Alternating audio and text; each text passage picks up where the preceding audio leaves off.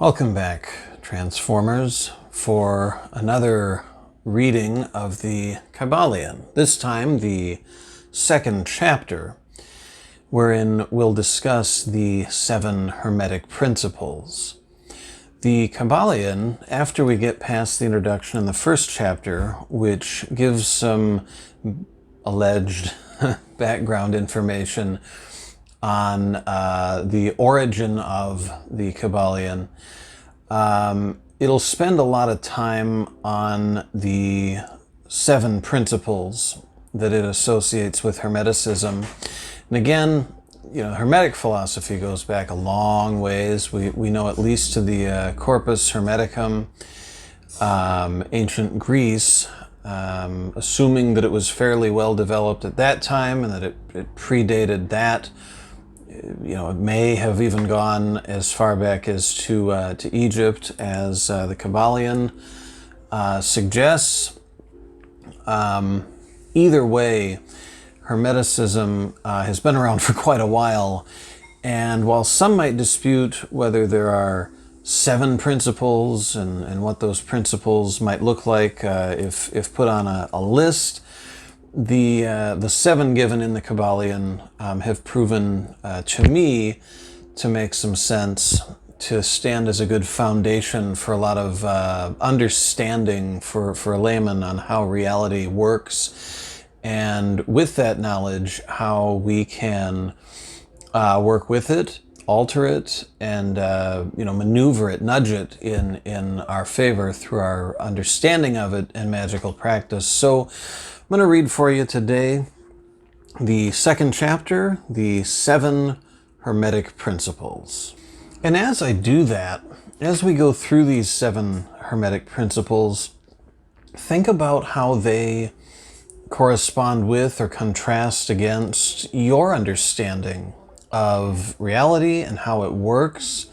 Think about how you might incorporate these kinds of ideas into your own understanding and how that might affect and enhance both that comprehension of things and how you work with them, how that can affect and enhance your own magical practice. The principles of truth are seven. He who knows these understandingly possesses the magic key before whose touch all the doors of the temple fly open. The seven Hermetic principles, upon which the entire Hermetic philosophy is based, are as follows. 1. The principle of mentalism. 2. The principle of correspondence. 3. The principle of vibration. 4. The principle of polarity. 5. The principle of rhythm. 6. The principle of cause and effect. 7. The principle of gender. These seven principles will be discussed and explained as we proceed with these lessons. A short explanation of each, however, may as well be given at this point. 1. The principle of mentalism. The all is mind. The universe is mental. This principle embodies the truth that all is mind.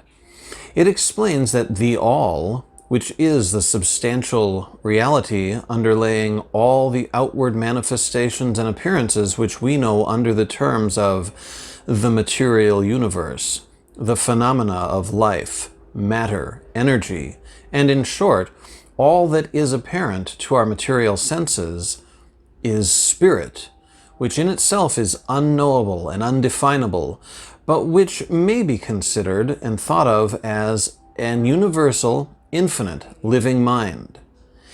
It also explains that all the phenomenal world or universe is simply a mental creation of the all, subject to the laws of created things, and that the universe as a whole and in its parts or units has its existence in the mind of the all, in which mind we live and move and have our being. This principle, by establishing the mental nature of the universe, easily explains all of the varied mental and psychic phenomena that occupy such a large portion of the public attention and which, without such explanation, are non-understandable and defy scientific treatment. An understanding of this great Hermetic principle of mentalism enables the individual to readily grasp the laws of the mental universe and to apply the same to his well-being and advancement. The Hermetic student is enabled to apply intelligently the great mental laws instead of using them in a haphazard manner. With the master key in his possession, the student may unlock the many doors of the mental and psychic temple of knowledge and enter the same freely and intelligently. This principle explains the true nature of energy, power, and matter, and why and how all these are subordinate to the mastery of mind. One of the old Hermetic masters wrote long ages ago, "He who grasps the truth of the mental nature of the universe is well advanced on the path to mastery." And these words are as true today as at the time they were first written. Without this master key, mastery is impossible, and the student knocks in vain at the many doors of the temple. 2. The principle of correspondence. As above, so below. As below, so above. This principle embodies the truth that there is always a correspondence between the laws and phenomena of the various planes of being and life. The old Hermetic axiom ran in these words: as above, so below. As below, so above. And the grasping of this principle gives one the means of solving many a dark paradox and hidden secret of nature. There are planes beyond our knowing, but when we apply the principle of correspondence to them, we are able to understand much that would otherwise be unknowable to us. This principle is of universal application and manifestation on the various planes of the material, mental, and spiritual universe. It is an universal law. The ancient Hermetists considered this principle as one of the most important mental instruments by which man was able to pry aside the obstacles which hid from view the unknown. Its use even tore aside the veil of Isis, to the extent that a glimpse of the face of the goddess might be caught. Just as a knowledge of the principles of geometry enables man to measure distant suns and their movements while seated in his observatory, so a knowledge of the principle of correspondence enables man to reason intelligently from the known to the unknown. Studying the monad, he understands the archangel. 3. The principle of vibration. Nothing rests. Everything moves. Everything vibrates. This principle embodies the truth that everything is in motion. Everything vibrates. Nothing is at rest. Facts which modern science endorses and which each new scientific discovery tends to verify. And yet, this Hermetic principle was enunciated thousands of years ago by the masters of ancient Egypt. This principle explains that the differences between different manifestations of matter, energy, mind, and even spirit result largely from varying rates of vibration. From the all, which is pure spirit, down to the grossest form of matter, all is in vibration. The higher the vibration, the higher the position in the scale. The vibration of spirit is at such an infinite rate of intensity and rapidity that it is practically at rest, just as a rapidly moving wheel seems to be motionless. And at the other end of the scale, there are gross forms of matter whose vibrations are so low as to seem at rest. Between these poles, there are millions upon millions of varying degrees of vibration. From corpuscle and electron, atom and molecule, to worlds and universes, everything is in vibratory motion. This is also true on the planes of energy and force, which are but varying degrees of vibration, and also on the mental planes, whose states depend upon vibrations, and even on to the spiritual planes. An understanding of this principle, with the appropriate formulas, enables Hermetic students to control their own mental vibrations, as well as those of others. The Masters also apply this principle to the conquering of natural phenomena in various ways. He who understands the principle of vibration has grasped the scepter of power, says one of the old writers. 4. The principle of polarity. Everything is dual. Everything has poles. Everything has its pair of opposites. Like and unlike are the same. Opposites are identical in nature, but different in degree. Extremes meet. All truths are but half-truths.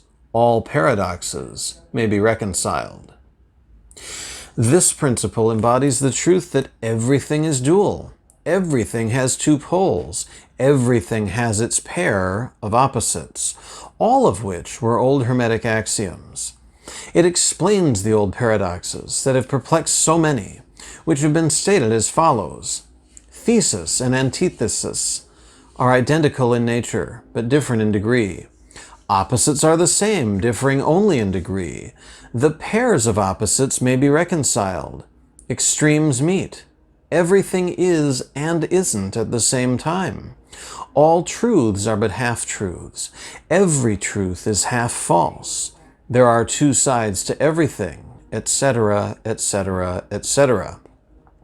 It explains that in everything there are two poles, or opposite aspects, and that opposites are really only the two extremes of the same thing, with many varying degrees between them. To illustrate, heat and cold, although opposites, are really the same thing. The differences consisting merely of degrees of the same thing. Look at your thermometer and see if you can discover where heat terminates and cold begins. There is no such thing as absolute heat or absolute cold. The two terms, heat and cold, simply indicate varying degrees of the same thing.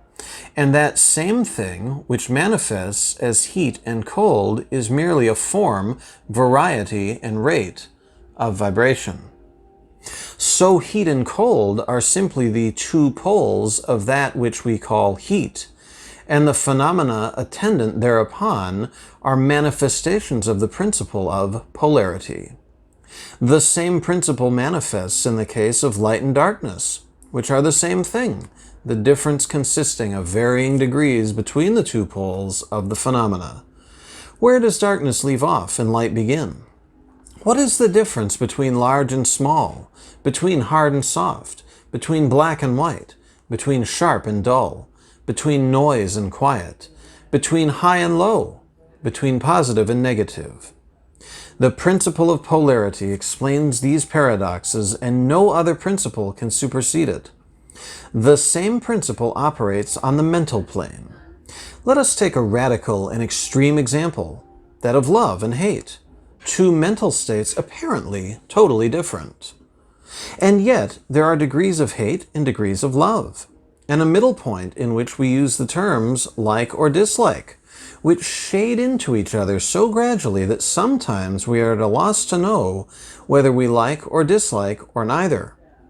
And all are simply degrees of the same thing, as you will see if you will but think a moment.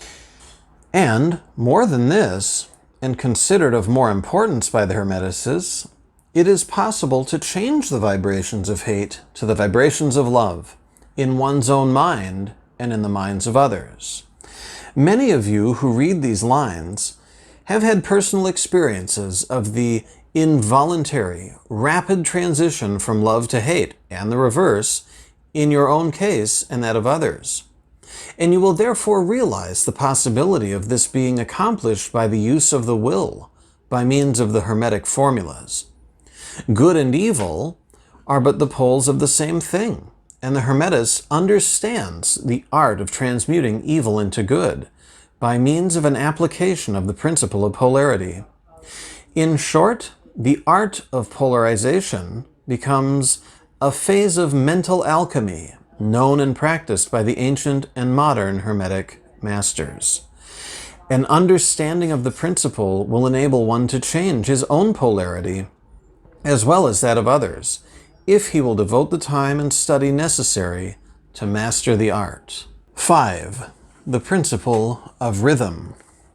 Everything flows, out and in. Everything has its tide. All things rise and fall. The pendulum swing manifests in everything. The measure of the swing to the right is the measure of the swing to the left. Rhythm compensates.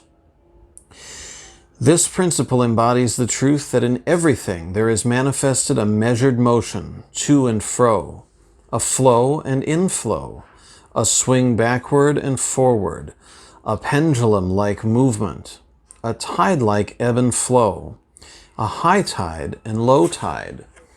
Between the two poles which exist in accordance with the principle of polarity described a moment ago, there is always an action and a reaction, an advance and a retreat, a rising and a sinking. This is in the affairs of the universe, suns, worlds, men, animals, mind, energy, and matter. This law is manifest in the creation and destruction of worlds, in the rise and fall of nations, in the life of all things, and finally in the mental states of man. And it is with this latter that the Hermetists find the understanding of the principle most important. The Hermetists have grasped this principle, finding its universal application, and have also discovered certain means to overcome its effects in themselves by the use of the appropriate formulas and methods. They apply the mental law of neutralization. They cannot annul the principle or cause it to cease its operation, but they have learned how to escape its effects upon themselves to a certain degree, depending upon the mastery of the principle. They have learned how to use it instead of being used by it. In this and similar methods consists the art of the Hermetists. The master of Hermetics polarizes himself at the point at which he desires to rest, and then neutralizes the rhythmic swing of the pendulum, which would tend to carry him to the other pole. All individuals who have attained any degree of self-mastery do this to a certain degree, more or less unconsciously, but the master does this consciously, and by the use of his will, and attains a degree of poise and mental firmness, almost impossible of belief on the part of the masses who are swung backward and forward like a pendulum. This principle and that of polarity have been closely studied by the Hermetists, and the methods of counteracting, neutralizing, and using them form an important part of the Hermetic mental alchemy. 6. The principle of cause and effect. Every cause has its effect. Every effect has its cause. Everything happens according to law. Chance is but a name for law not recognized. There are many planes of causation, but nothing escapes the law. This principle embodies the fact that there is a cause for every effect, an effect from every cause. It explains that everything happens according to law, that nothing ever merely happens, that there is no such thing as chance, that while there are various planes of cause and effect, the higher dominating the lower planes, still nothing ever entirely escapes the law. The Hermetists understand the art and methods of rising above the ordinary plane of cause and effect to a certain degree, and by mentally rising to a higher plane, they become causers instead of effects. The masses of people are carried along, obedient to environment, the wills and desires of others stronger than themselves. Heredity, suggestion, and other outward causes moving them about like pawns on the chessboard of life. But the masters, rising to the plane above, dominate their moods, characters, qualities, and powers, as well as the environment surrounding them, and become movers instead of pawns. They help to play the game of life instead of being played and moved about by other wills and environment. They use the principle instead of being its tools. The masters obey the causation of the higher planes, but they help to rule on their own plane.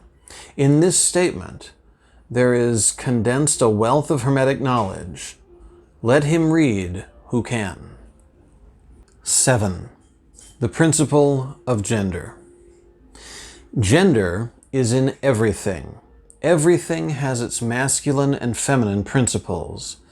Gender manifests on all planes.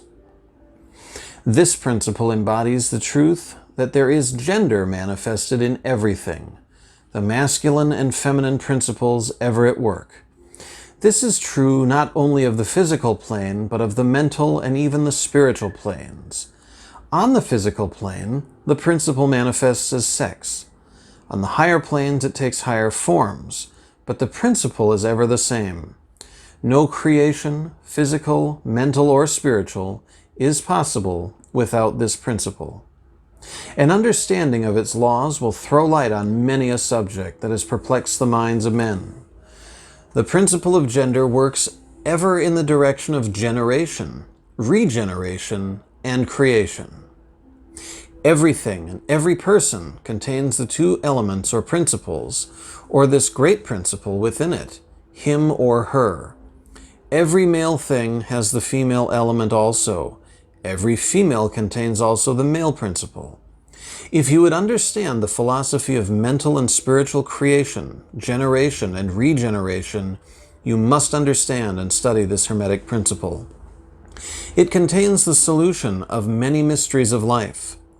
We caution you that this principle has no reference to the many base, pernicious, and degrading, lustful theories, teachings, and practices which are taught under fanciful titles, in which are a prostitution of the great natural principle of gender. Such base revivals of the ancient infamous forms of phallicism tend to ruin mind, body, and soul. And the Hermetic philosophy has ever sounded the warning note against these degraded teachings which tend toward lust, licentiousness, and perversion of nature's principles. If you seek such teachings, you must go elsewhere for them. Hermeticism contains nothing for you along these lines. To the pure, all things are pure. To the base, all things are base.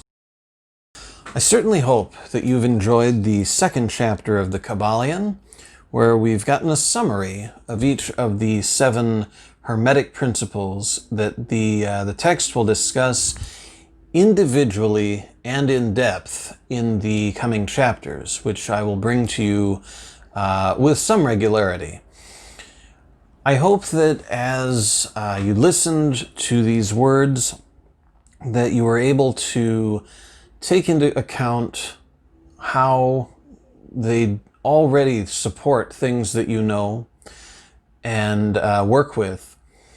I also hope that they caused a little friction, a little mental friction, and got you thinking about maybe some applications that you had not previously been aware of, and how you could make use of these as they had been discussed in brief to your own understanding and magical application.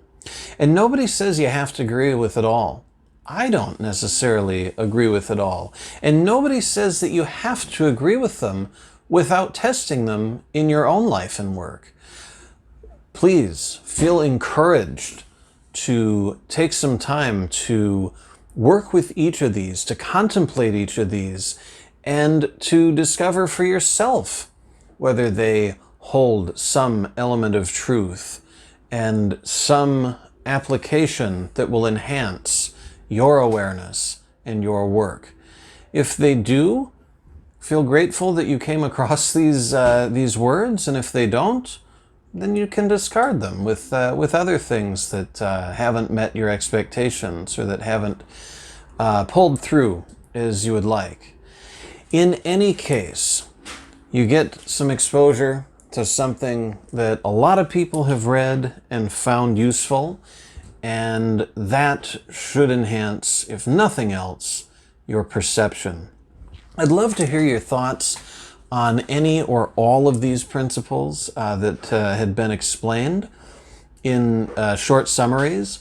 Feel free to leave your thoughts, questions, and comments below in the comments section. Make sure also to hit subscribe so that you'll get updates on the additional chapters as I produce the recordings of them, and other content, including meditations and all kinds of other transformative stuff. And for additional and more regular updates, feel free and encouraged to subscribe to the social media links posted also below in the video description. Until next time, folks, keep transforming.